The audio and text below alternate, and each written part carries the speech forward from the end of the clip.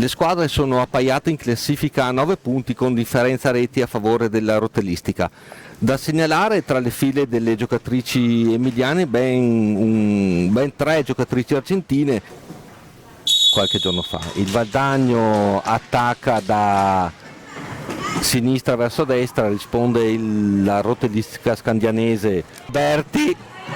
Messora si incuna in area, si presenta davanti a Giorgia Telli che interviene, rigore. Vediamo la Marta, bello, pulito, secco all'incrocio. Marta Cerato, 1-0 Valdagno. Fronte Sarmiento, a tu per tu con Zarantonello, ancora Messora,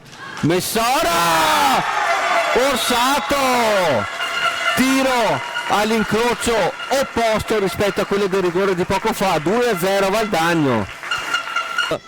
Tentata ancora del tiro da centropista, Frau, Sarmiento, che assist, mamma che assist di Sarmiento per Frau, 2-1 rotellistica scandianese. Brava Zarantonello, il tiro era della omnipresente Sarmiento. Siamo già dall'altra parte, che rete meravigliosa anche questa, si è incunata in area, l'hanno ossato.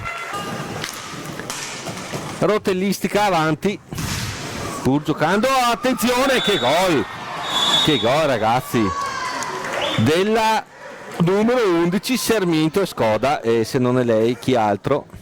Questo ancora Sarmiento, ragazzi, che giocatrice, aggira la Marta Cerato, riesce a trovare un pertugio e sigla le 3-3, che giocatrice Sarmiento, ragazzi.